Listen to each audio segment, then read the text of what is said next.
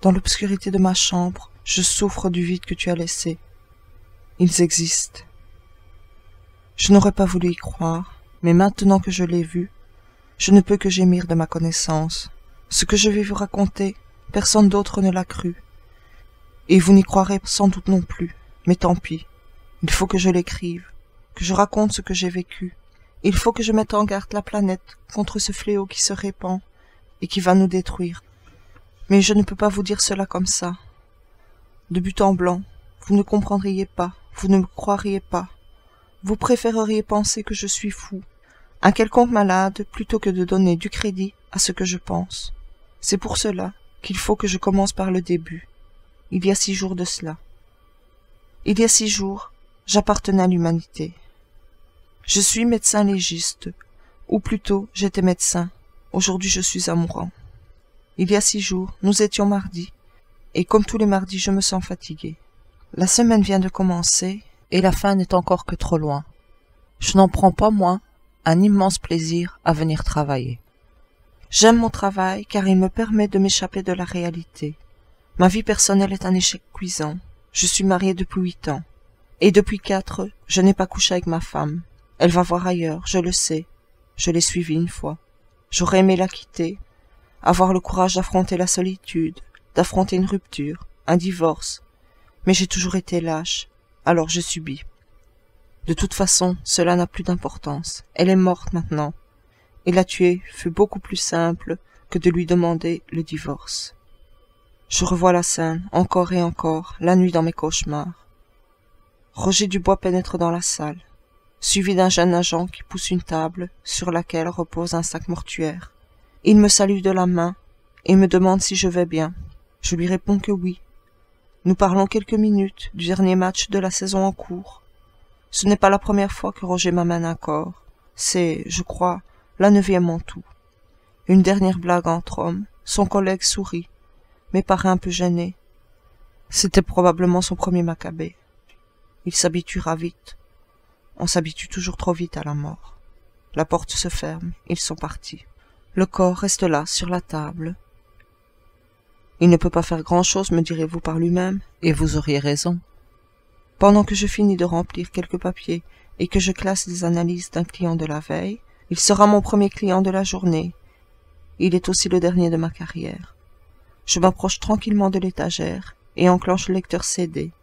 Immédiatement, la douce musique de Saint-Saëns emplit la salle et le lion commence sa danse. Je me dirige, avec la même nonchalance, vers le corps, et tire le chariot afin de faire passer le sac sur la table d'autopsie. Quand on pratique depuis tant d'années ce métier, la mort n'est plus qu'une partie de votre vie. Ce corps n'était pour moi qu'un beefsteak de plus, sur lequel j'allais faire quelques prélèvements et confirmer la cause de la mort. Rien ne pouvait me préparer à ce qui allait suivre. J'enfile, d'un geste mécanique, presque sans m'en rendre compte, mes gants de latex et mon masque. Dans le sac, le client a l'air corpulent. Je consulte sa fiche. Richard Degache. Je me dis que le pauvre gars, avec un nom pareil, n'a pas dû avoir une scolarité facile. La cause de la mort contient la mention de toutes les promesses, celles qui normalement me donnent une once d'amusement dans la journée. NC, pour non connu. Je souris. Tout le monde apprécie un peu de changement dans son train-train. Malgré mon excitation naissante, je dois me montrer prudent dans mes manipulations, ne pas me blesser. Le client aurait pu être empoisonné et constituer alors un danger potentiel si le poison se trouvait encore dans son sang. Autre avantage d'être un NC, normalement, le corps ne sent pas et il n'est pas gravement mutilé. En bref, il n'y a aucune raison de me couper l'appétit pour mon déjeuner de tout à l'heure, et donc sans plus de précaution, un Maccabée ne vous saute pas dessus quand vous ouvrez le sac. Je remonte la fermeture éclair. Je pense qu'il a la tête à porter un costard-cravate très cher. Bien nourri, une bonne manucure. Il ne laisse sans doute pas sa famille sans moyens. Il a la tête du monsieur, j'ai un gros compte en banque et une assurance vie qui va avec. Je fais le tour rapidement, pas d'impact de balle visible, Pas d'hématome apparent sur le thorax ou sur les membres. Je le débarrasse de son sac. Ce qui est toujours amusant, surtout quand le client fait au bas mot 100 kilos, que je dépose sur le chariot, à son tour, prestement repoussé contre le mur. Je continue mon analyse préliminaire. Des détails comme ça vous marquent. Il est 11h07. Je l'annonce à voix haute. Ainsi que le nom du client et une description sommaire pour l'enregistrement sonore qui me servira à faire mon compte-rendu. Je me demande ce que penserait un homme qui ne connaît pas mon métier s'il me voyait dans cette pièce, tournant autour d'un corps, parlant tout seul sur de la musique classique. Le cygne bat des ailes, sous un éclairage qui donne à la pièce un air de supermarché, rayon salade et fruits. Je me dis qu'il a sans doute fait une attaque foudroyante avec une surcharge pondérale comme celle-là. Je soulève ses paupières. Ce que j'y vois me fait faire la moue. Il a les yeux presque noirs, inondés de sang. La pupille dilatée au-delà de ce que vous pouvez concevoir. Le sang n'a pas perlé. Il est prisonnier sous la conjonctivite. Je suis dubitatif, cela me plaît. Je commence à trouver ce client excitant. Je soulève son autre paupière, l'œil gauche est dans le même état, quoique un peu moins défiguré. Je privilégie désormais la piste d'une forme d'attaque cérébrale, peut-être un anévrisme ayant provoqué une crise d'épilepsie d'une rare violence, ayant fait sauter les capillaires de ses yeux. Je décide à ce moment-là que sa tête aura mes faveurs, mais pour finir le travail, je fais le reste des vérifications de routine. Excepté les piqûres récentes sur le thorax dues à, semble-t-il, une injection d'adrénaline, il ne porte aucune trace laissant penser à une quelconque prise de drogue. J'ai une préférence pour sa tête, mais je respecte le protocole. Je pratique en premier lieu la fameuse incision en Y qui orne le poitrail de tant d'acteurs dans les films de morts-vivants. Un peu de sang s'écoule. Rien d'anormal à ceci. Cela me fait penser qu'il y a une sorte de mythe urbain selon lequel des personnes auraient pu se faire autopsier vivante suite à l'injection d'un neuroparalysant quelconque. À moins de tomber sur le dernier des étudiants en médecine, tous nous savons reconnaître du sang qui s'écoule, du sang qui est pulsé par un cœur. Une fois mort, le corps n'est plus qu'une sorte de grosse barrique, un récipient. Le sang ne s'écoulera que vers le bas. Alors que vivant, la moindre blessure provoque une fontaine écarlate, car il est sous pression. Enfin, je reviens à ce que je disais. J'ouvre donc son thorax, les poumons ont l'air sains, non fumeurs. Ils ne contiennent pas de liquide. Le cœur ne présente aucune trace d'infarctus. Le foie, quoique un peu volumineux, un diabétique peut-être, je note oralement de le vérifier, est normal. Je pèse chacun des organes et vérifie sous la lumière qu'ils sont bien sains, comme ma première impression me l'a laissé supposer. Une fois l'abdomen vidé, j'ai la certitude que la cause du décès ne vient pas de là. Non, le problème venait vraisemblablement de la tête. J'en avais maintenant l'intime conviction. Il n'est pas trop tard, je me dis que si je m'y mets immédiatement, le travail sera bien terminé à midi. J'irai manger un morceau à l'imprévu, le meilleur bar-restaurant du quartier. J'ai une envie de pâte à la crème accompagnée d'une bonne bière fraîche, suivie d'un tiramisu. La scie circulaire, je la fais miroiter devant mes yeux, curieusement pensif. Je suis parcouru d'un frisson que je ne comprends pas. Je m'ordonne de me concentrer et je commence la découpe. C'est un bruit horrible que celui d'un crâne que l'on découpe. La scie vibre. Les vibrations se transmettent à travers le crâne dans la table. Quelques gouttes de sang, déjà coagulées, éclaboussent mon tablier. Je scalpe complètement le corps. Un sillon sanglant fait désormais le tour de sa tête. Je pose l'instrument, je place ma main sur la partie supérieure et commence à exercer une pression afin de la séparer du reste du corps. Légère résistance. Bruit de succion. Odeur acide et forte. Voilà qui n'est pas normal. Il n'y a pas cette odeur classique de liquide céphalique semi-visqueux. Non. Ici, c'est un rance monstrueux. J'enlâche le morceau d'os qui frappe avec force l'acier inoxydable de la table. Je me redresse en agitant une main maladroite devant moi. Ce que j'ai vu, à ce moment, était bien plus horrible que tout ce que j'avais jamais vu en ce lieu. Le cerveau avait une couleur violette et semblait en état de décomposition déjà très avancé. Je réprimais un violent le cœur, au point de sentir le goût acide de la bile remonter de mon estomac. Dieu merci, je ne mange pas beaucoup le matin. À bien y regarder, le cerveau est encore plus horrible. Une couleur grise-violette, perforée d'une multitude de trous sombres de la taille d'une pièce de 5 centimes. L'odeur me semble encore plus forte, aigre et acide, mais curieusement plus supportable. Ce n'est plus la bouffée agressive du début, mais une odeur mélangée avec l'air environnant. Je m'approche un peu. Un souvenir lointain s'impose soudain à ma vue. Curieux en ce moment, je songe à un dimanche de mes 10 ans. À cette époque, j'étais enfant de chœur. Mes parents, très catholiques, m'avaient donné une éducation religieuse stricte. Je revois, au milieu d'un cantique, le regard appuyé du curé sur les jeunes enfants de chœur. Quelques années plus tard, j'ai découvert qu'il avait été arrêté pour viol sur mineur. Heureusement pour moi, je n'ai jamais rien subi de sa part. L'éléphant entame sa lourde danse. Je me demande ce qui a pu provoquer de telles altérations du tissu. Si je m'en étais douté une seule seconde, j'aurais fui ce lieu, mon cœur battant à tout rompre, sans me retourner. Je me saisis d'une petite pince, dont je me sers pour tâter la surface de l'organe détruit. La pointe s'enfonce dans la chair putride avec une horrible facilité, et je ne peux réprimer un profond dégoût. Ma sueur froide coule dans le dos, je frissonne. Je suis pris d'une peur suffocante que je ne peux comprendre sur le moment, et qui m'aurait fait hésiter dans toute autre situation. Seulement, le macabre spectacle m'a rendu fébrile. Mes jambes tremblent, et pourtant, je ne peux pas détourner mon regard, ou encore m'éloigner. Je me répète encore une fois qu'aucun être humain n'aurait pu survivre avec un cerveau dans cet état, et que le cerveau lui-même n'a pas pu se dégrader dans ses proportions au cours des quelques heures qui viennent de s'écouler. Mes pensées s'emballent, chevrottent, se répètent, s'emmêlent, se balancent. Mon esprit passe à côté de la folie en cherchant des réponses à mes folles questions. Je suis à peine conscient de la pièce, de la musique. Seul m'apparaît, me transperce, l'image terrifiante de l'objet de l'esprit que je contemple. L'odeur me frappe à nouveau. L'image m'aveugle encore. À ce moment, je ne contrôle plus assez ma vessie et quelques gouttes chaudes d'urine coulent dans mon caleçon, traversent le tissu et coulent en suivant la pente de mes jambes. Cette moiteur me réveille soudain, me calme. Je resserre ma prise sur la pince et pars à l'exploration de la cavité la plus importante.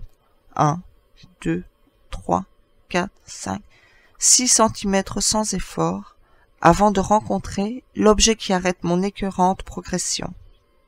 Je ramène la lumière dans cet axe afin de tenter d'identifier cette zone plus résistante. Je chasse quelques gouttes de sueur qui perlent sur mes yeux. Malgré la puissance lumineuse mise en œuvre, il m'est impossible sur l'instant de comprendre ce que je regarde. Ma seule certitude, en cet instant, est que ce n'est pas une partie intégrante de l'organe, que c'est un corps étranger dans ce corps d'étranger. J'écarte un peu plus les bras de ma pince pour m'en emparer.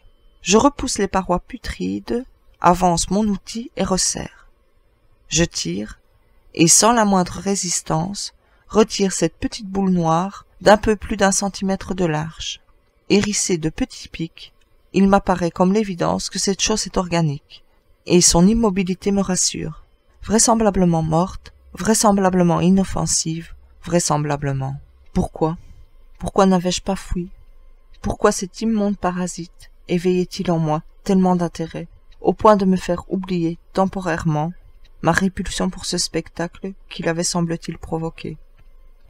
Pourquoi, aujourd'hui, je ne me l'explique que comme de la perversion, la soif de savoir qui habite chaque humain. J'étais face à quelque chose d'inconnu qui me dépassait, mystérieuse, létale. Là, pince, mandibule, patte, tout s'agite, se détend, s'étend. De piège, ma pince devient une tige, une passerelle. La ligne ma ligne, la tige ignoble, vivante, mobile, remonte sur le métal, se contorsionne et, ses pattes se posent, s'accrochent au latex de mes gants. Je la sens sur ma peau. J'entends mon propre hurlement de peur. Mon corps réagit plus vite que mon esprit. J'agite le bras, je lâche la pince. Cette chose passe dans ma manche, remonte vers ma tête. Je frappe mon bras de toutes mes forces, mais rien ne semble l'arrêter. Elle arrive à mon cou, je tente de la saisir. Mais rien n'y fait, elle glisse. Ma main, la chose, passe derrière ma tête, remonte à la base de mon crâne, le long de ma colonne. Et la douleur, à la base de mon crâne, elle a planté ses crocs, déchirant ma peau. Elle se ferait un passage, à travers ma chair, à travers les muscles et les tendons de ma nuque. Cette chose, cette douleur, je me roule par terre, je hurle, je suis aveugle, je suis sourd, je sens la chose qui fouille dans ma tête, ramper sous ma boîte crânienne. La vision effrayante des autres enfants de chœur et du prêtre souriant emplit mon esprit. Je vois le pédophile se pencher sur moi, souriant à pleines dents qu'il a pointues et terrifiantes. Je hurle de ma voix d'enfant, je hurle de ma voix d'homme. Mes jambes frappent le carrelage du sol. Je perds connaissance. Me voilà à vous raconter cela. Je parle de cela. Je prends le temps d'en parler. Mais mon temps est compté. Cette chose qui me manipule, qui exerce sur moi sa sordide pensée, n'est pas encore pleinement maîtresse de mes actes. Et je compte bien utiliser les dernières ressources qu'il me laisse pour appuyer sur la détente de cette arme que je pointe sur ma tête. Mais encore quelques minutes. Il me faut finir mon récit. Il faut que je vous révèle ce que j'ai découvert. Que vous compreniez que cet événement, ce cauchemar que je vis, n'est pas un cas isolé. Que les hémicraniens, comme je les ai nommés, ont commencé leur invasion et que bientôt, si nous ne nous les arrêtons pas, ces choses, amorales et sadiques, domineront notre espèce et nous relégueront au rang de nourriture. Ces choses, elles pénètrent dans nos têtes et prennent le contrôle de notre âme. Elles vous forcent à commettre des choses terribles, à vous mutiler, à tuer. Je crois qu'elles se nourrissent de notre violence. Elles sucent nos pensées morbides, extraient nos pulsions violentes et vous forcent à exprimer votre perversion de la pire manière que ce soit. Si vous tentez de leur résister, elles vous imposent de terribles migraines. Alors vous suivez leurs actes, presque avec plaisir. Mais j'ai trouvé un moyen, l'alcool, de lutter contre cette chose en moi. Je viens de boire la moitié d'une bouteille de vodka, de l'Eristoff, mais ça n'a aucune importance. Apparemment, la créature subit plus encore l'effet de l'alcool que moi. Elle peut moins facilement se connecter à mon esprit. Elle n'a plus l'emprise qu'elle avait. La migraine est faible en comparaison de ce qu'elle me fait subir normalement. Grâce à cela, je peux vous révéler mon récent calvaire, enfin de ce que je me rappelle. Grâce à cela, je vais pouvoir mettre fin à mon cauchemar quand j'aurai terminé mon témoignage. Je ne me rappelle pas de tout ce qui s'est passé ces derniers jours car, quand la chose me possède, je vis comme dans un cauchemar. Mes pas ne sont plus mes pas, et mon corps est guidé par autre chose que mon esprit. Et pourtant, c'est bien mon esprit qui commande. Mais mon esprit est lui-même soumis à la volonté d'une entité supérieure. Étrangement, la communication va dans les deux sens, et pendant que la chose contrôle mon esprit, j'ai accès au sien. J'ai passé de longs moments à l'explorer, à essayer de le comprendre. La pensée de cette chose est étonnamment complexe. Elle est intelligente, bien qu'elle soit manifestement primitive. Elle m'a donné l'impression d'être éternelle, d'avoir des millions d'années. Maintenant que je crois avoir compris quelque chose d'important, cela s'explique. La créature qui se love dans ma tête n'est pas une entité entière, mais la partie d'un tout, d'un collectif. Ce que j'ai perçu durant ma possession est, je pense, un flux constant de communication psychique entre toutes ces créatures. Oui, j'ai la conviction intime qu'elles sont très nombreuses et qu'elles ont déjà commencé à nous déposséder de notre conscience. Je ne sais pas où en est cette attaque, mais je sais, à la nature de ces choses, que la finalité est l'asservissement de l'humanité. J'ai aussi compris que mon interface avec ce parasite était particulière. J'ai conscience d'être parasité, un parasitage imparfait. Je crois que c'est parce que la chose qui m'a attaqué était déjà mature lorsqu'elle m'a pénétré, que son lien psychique ne peut pas être complet car mieux adapté à son ancien hôte. Et peut-être aussi que l'ayant vue, je sais qu'elle existe, ce qui peut créer un blocage au niveau de mon esprit. Elle ne peut effacer le souvenir que j'en ai. J'aimerais avoir le temps de vous raconter ce qui s'est passé durant ces derniers jours. Comment j'ai essayé d'en parler à mon ex-femme alors que j'avais endormi cette chose. Malheureusement, elle a pris mes propos pour de la divagation d'alcoolique. Elle m'a rejeté, repoussé hors de mon appartement, en me hurlant d'aller dessouler dans la rue. Je ne peux pas non plus vous raconter comment, 1 heure plus tard, quand les effets de l'alcool ont diminué, je suis revenu chez moi, comment ce corps, dont je n'avais plus la maîtrise, a frappé ma femme. Je me rappelle le bruit sec qu'a fait sa nuque en se brisant. Je me rappelle le bruit sourd que faisait sa tête lorsque je la frappais contre le mur. Je me rappelle sa respiration courte et chevrotante, son regard suppliant, pendant que je la violais tout en l'étranglant. Je me rappelle l'odeur du sang et de la sueur. La sensation de son sang giclant entre mes doigts, se répandant sur mon corps, le contact de sa chair contre la mienne. Je me rappelle aussi ma fascination durant tout cela, mon esprit divagant dans le collectif de ces créatures, s'attardant sur des reflets et des couleurs, mais incapable d'interpréter humainement le crime qui se commettait. J'étais sous l'effet de l'extase, tout comme ces créatures, j'en suis maintenant persuadé, sont sous l'effet de cette même extase durant ces actes de violence ignobles. Elles se gorgent de cette violence, c'est pour elles l'équivalent de l'orgasme que de tuer et détruire. Mais le temps me manque cruellement, je commence à ressentir ce léger fourmillement dans mes tempes et dans l'extrémité de mes doigts, me signalant l'imminence du réveil de la chose qui dévore mon esprit. Pour moi, l'heure est venue. Je regrette de n'avoir pas trouvé la force de passer à l'acte avant ce jour. Cela aurait sauvé 4 vies. Dieu nous vienne en aide.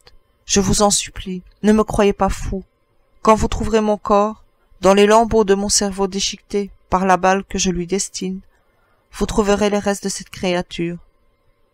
Je ne pense pas qu'elle survive à la balle, mais si par malheur elle survivait, intacte, faites très attention, prenez toutes les précautions possibles lors de mon autopsie. Je m'excuse. Ce témoignage a été retranscrit à partir de feuilles manuscrites découvertes dans l'appartement de Julien Faria à côté du corps de celui-ci. Il a été vraisemblablement battu à mort avec une chaise. Des morsures laissent apparaître un acte de cannibalisme post-mortem. L'auteur présumé de ce texte, le docteur Thomas Bronza, a été abattu par la police à 32 km de ce lieu, quelques heures seulement après son crime présumé. L'autopsie pratiquée par le département G a laissé apparaître la présence effective d'un xénoparasitisme partiel du sujet. Département E, Dr Antonin Guilbault.